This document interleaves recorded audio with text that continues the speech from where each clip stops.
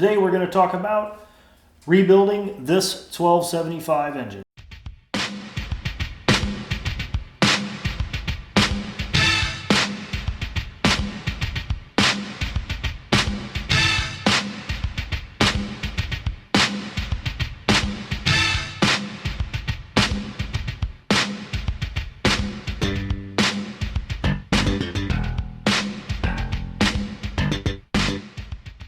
So we're right at the end of January.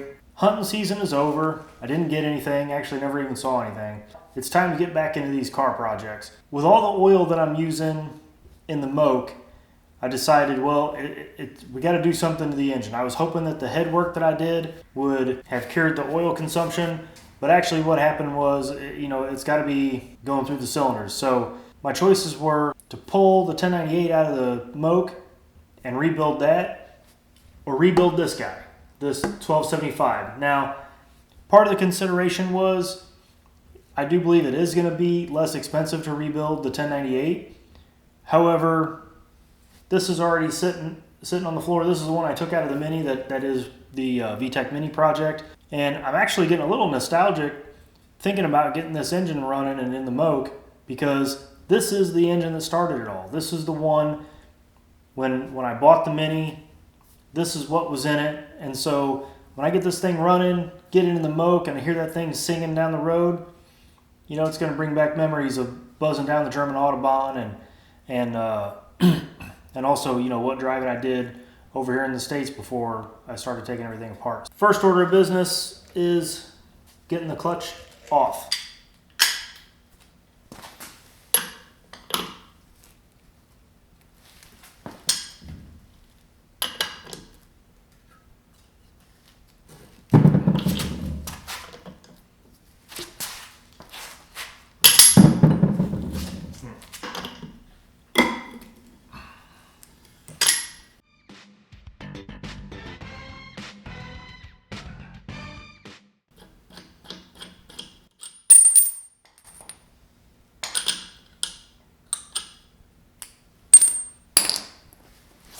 All right, that's that. I got this flywheel puller. This is the one from Mini Sport. It's a big, thick piece of steel. It's very nice. I don't think it was expensive. I don't really remember. Bought it months ago, like everything. 3 washers in one of them, nothing fits through. That's cute.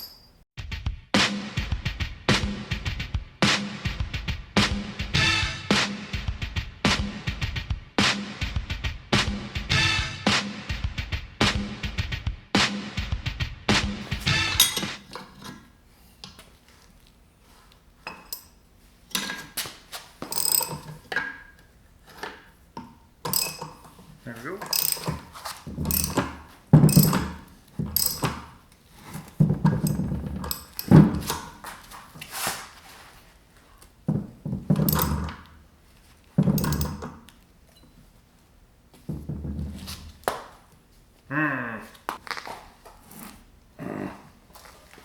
I didn't factor for this, did I?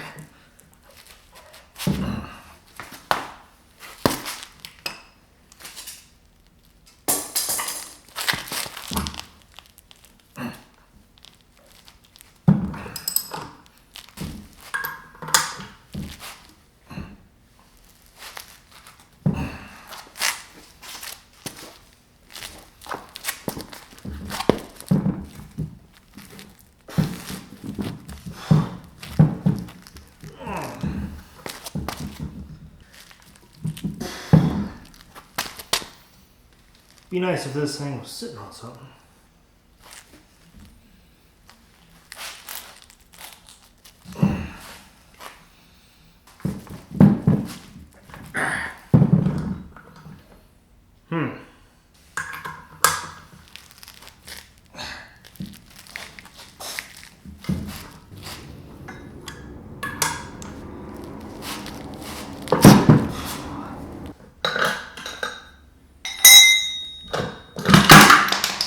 Very nice.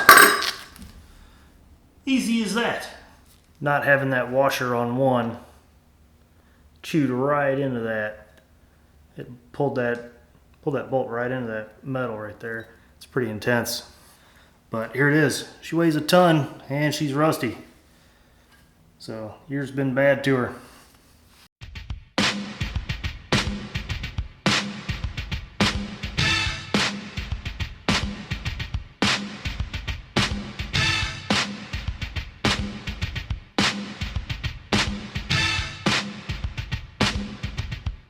Alright, so let's see if this is messy.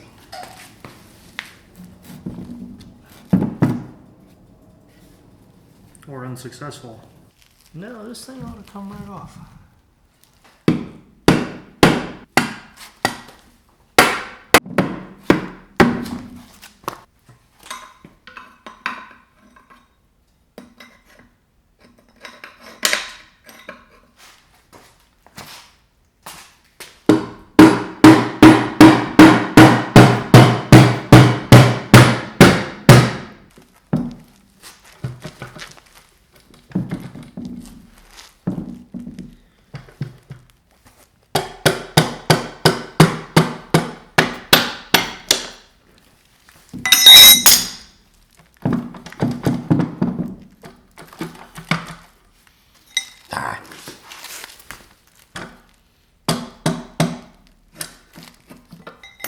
There we go.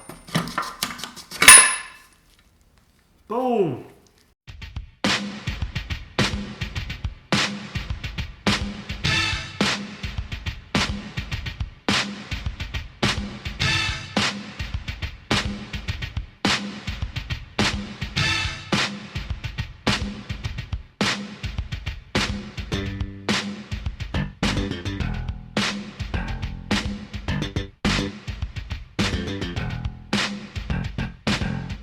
Alright, well here's the carnage. I've got the block and the transmission separated, so I'm well pleased with that. Cam followers. What are they doing down there? Pulled the cam out. Don't do that. Your cam followers will end up in your transmission. Man, this is really interesting. I've never done anything like this. You guys that have seen this channel, you know I'm an amateur on this. I'm just having fun, so I got a Haynes manual and a camera. So that's what we're doing. The astute amongst you may have noticed that this corner is missing because Brilliance here left it attached to the transmission when I pried it off, and there was one bolt in here that I didn't take out. So that piece is in the bag, and we're going to take this and see if we can get it repaired. So I took the transmission case down to a guy down the road. He seems to say he can repair it. He also seemed to say that kind of problem is common. I don't know if he was just being nice, or it's kind of like the thing where people at the hospital think that, you know, kids falling off their bikes with no helmets and getting killed is common because they see every case of it. I don't know. What we're going to do is disassemble the gearbox, pull all these pistons out. I'm going to take the block down to him in case he wants to use the block, like bolt the case back to the block in order to get a nice perfect area where he can weld and it'll fit perfectly instead of having it, you know, move on him and then we have to machine it and everything. So I'm going to pull these pistons out and label them, and then honestly that's not going to make this thing much lighter. This thing weighs a ton. This is not easy.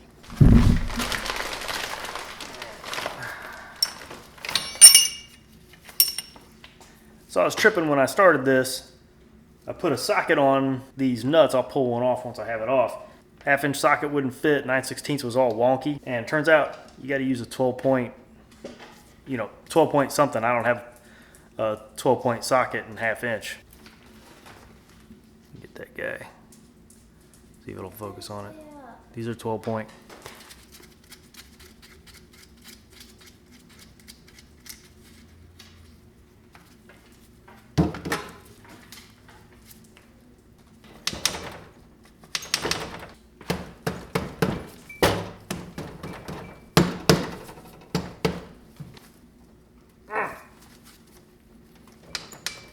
Dude, seriously, nothing about this is easy.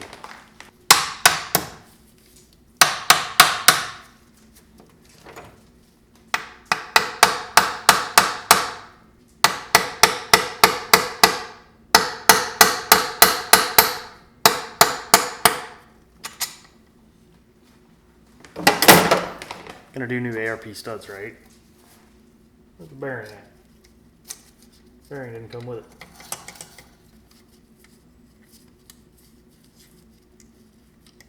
So here's the bearing, and you probably can't see that, but that's like some wet crap. It's not good.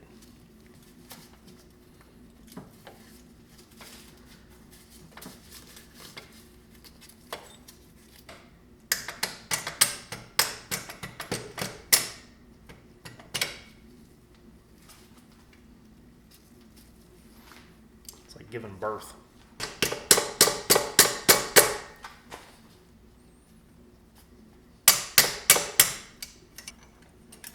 Got a big long brass punch.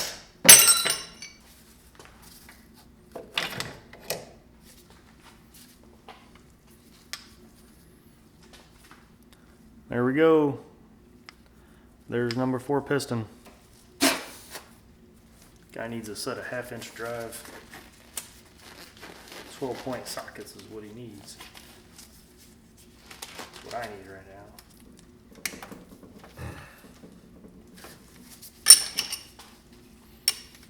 This sucks.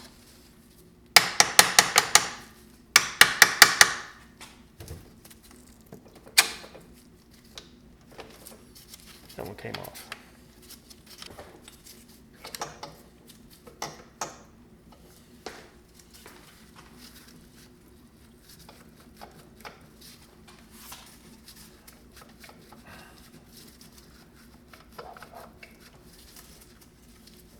Never done this before.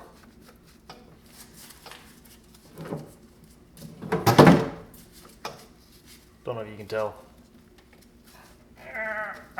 So close and yet so far. Okay. So pull it out just like that. There's number 3.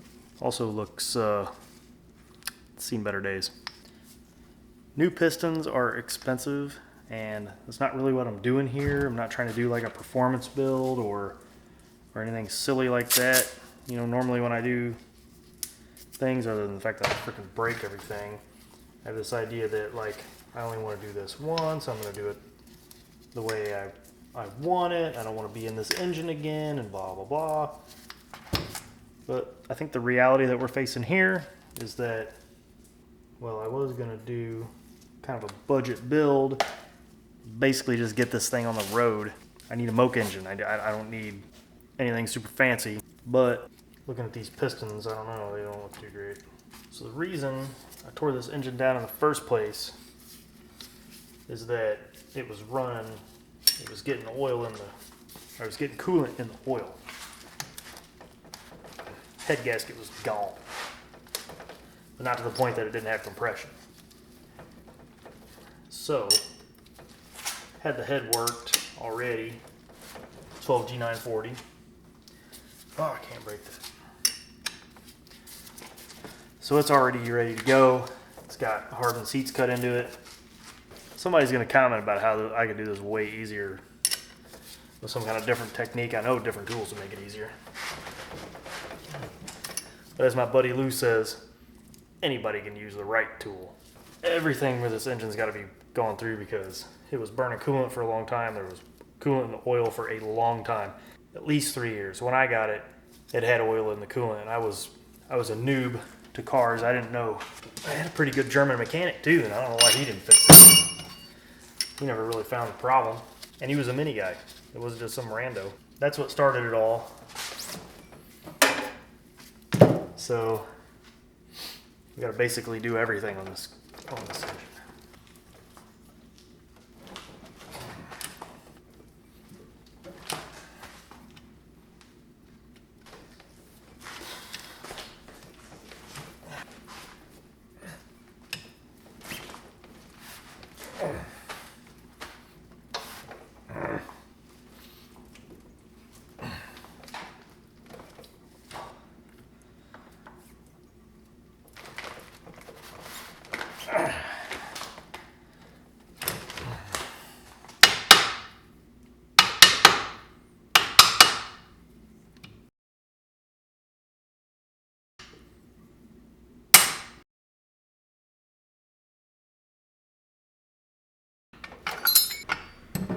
All right, I was thinking I had to remember which each one of these, but they're all different, so.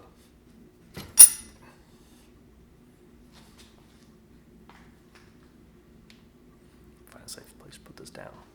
Getting it to this point wasn't too bad. You can see I've got the diff off. That was real easy. There's just a bunch of bolts. You just undo every one of them. Then moving over to the speedometer sender housing thing. This thing is like glued on amazingly. So I'm tapping on it. I'm doing everything. There's nowhere really to get hold of it. And I've already shown a propensity to break stuff. What I did was I got me a chisel and I put it in here on this little thick part, and then just kind of tapped away at it, and I did actually get it started. So I should be able to pull this the rest of the way off. Boom. That whole scene was kind of a failure with my camera falling over the place, but there it is. Main thing with getting these gear sets apart, I believe, is going to be this 1.5 inch nut right here, which is going to take a deep socket. And then on this side, I don't know how to get that off. Must be that little circlip thing right there. And then there's a nut. Once the diff was off, I found a little ball bearing and a spring. Oh, well, that's good. No clue where that might go.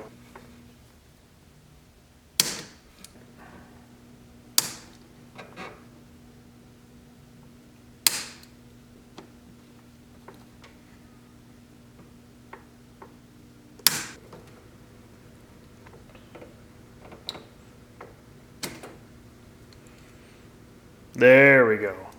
So I'd almost given up, but I did get some good tips from some nice people on the internet. First thing I did was, you saw me trying to remove that circlip off the end of here. I haven't gotten this off. I got like a gear puller, and you just can't get it back behind there. There's just not enough space. We're gonna bring this nut out a little bit, and when we bring it out, it should push this bearing out a little ways. And then once we do that, then we should have enough room to get back there behind it with a bearing puller. Now, in order to break this nut, what I was trying to do was I had a socket on each end, and I had my big 1.5 inch going like that, and then trying to use a socket down here, that's 1.1 inch. That just wasn't working, man. This thing is just way too small. Tips from the net, what you do is you get the detent out of here. There's a little ball and a spring. That came out on its own, freaked me out a little bit. But then there's this little guy that goes in there that holds that shaft in place. I couldn't get it out, so I butchered an Allen key so I could get it inside there, get behind it, and yank it out. So that's how I got that out. Then once the detent is out, see that piece moving there? Okay, that originally goes. Okay, you see that little fork? That little piece that you saw moving goes inside those forks. So what you do is, once with that detent out, you got a lot more leeway to slide this in and out. Anyway, I don't know if I can put it back, but that's how you get it out. With that out of the way, what we want to do is select fourth, goes all the way in this direction. And then we want to be in first by taking this thing here, all the way back that way. And I could do it before. I could do it by hand before. I'll have to mess with it. It's got to kind of line up the dogs and everything. I'm going to get that back on, and then we're going to impact these nuts off. I have jammed a pry rod in here to make sure that first gear stays in, because it doesn't want to cooperate with me. And if you could see me, you'd see that I'm wearing safety glasses to be safe. There it is.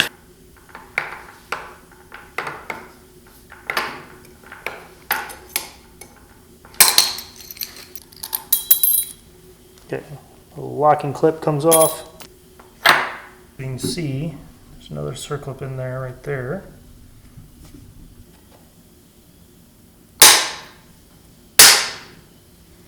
So I'm going.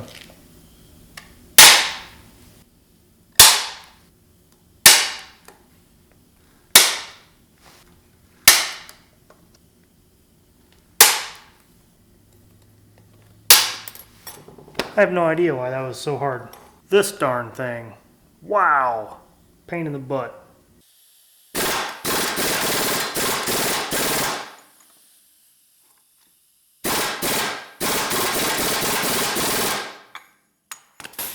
And we lost our lock.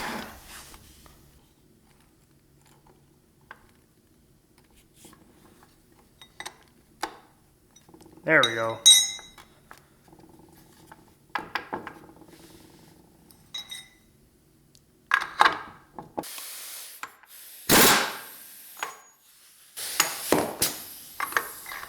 Son of a gun.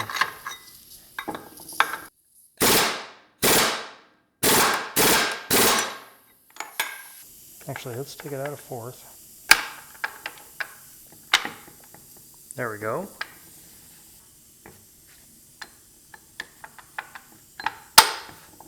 There we go.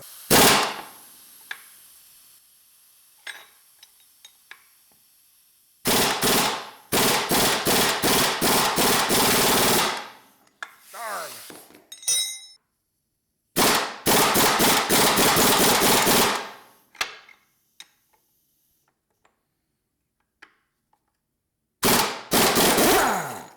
Hey! We got it.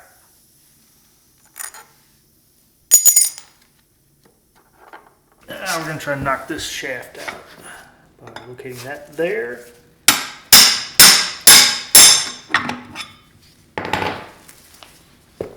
Easy money. Should lift out.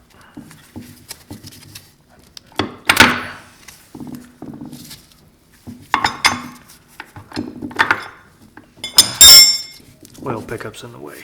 Did turn out I needed. This came right out, no problem. Oh good, parts are falling off again.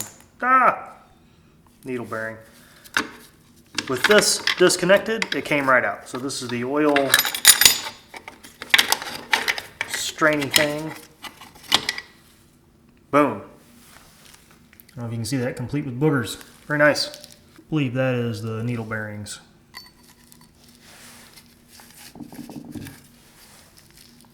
None of them fell out.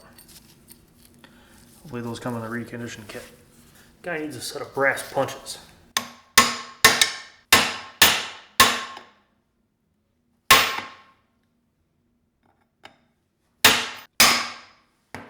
Yeah, that's moving.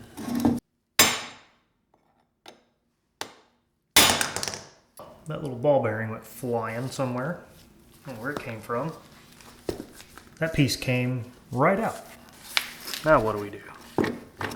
Reverse gear came out like this. The keyed end is on the accessory side of the engine, and the pin end is on the flywheel side. Of these two guys, the smaller gear is over here next to the slot end.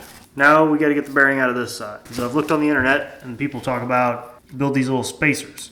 The guy I saw on the internet had made them out of wood, but I didn't have any wood laying about, so I've got these little pieces of Kydex from my failed holster business. We're going to try to use those. So the idea is they go right in between here.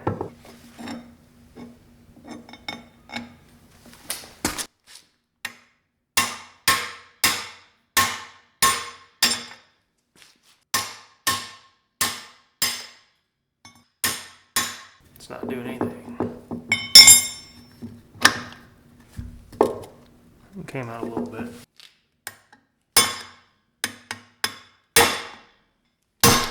I don't think I'm getting anywhere. Those aren't doing anything. Oh.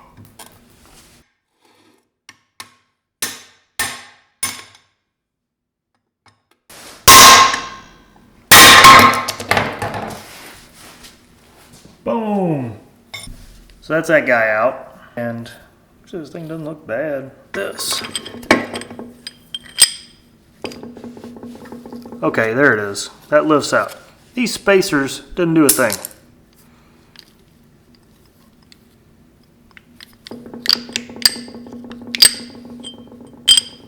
Alright, so here's my gear set. Now one thing, I don't know if you can see, down inside here, in the little oil pickup area, in the drain area, it's just really dirty in there. Big old thing of cakey boogers. I don't even know what what that would be. I mean, it almost feels like gasket material, or I don't know, man. It's gross. There's that one. There's another one.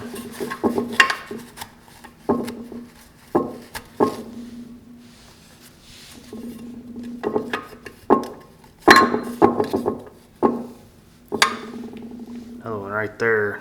Just ew. Gross. Feels like bubble gum. Really nasty bubble gum. Alright, we can keep that as a souvenir, a little ball.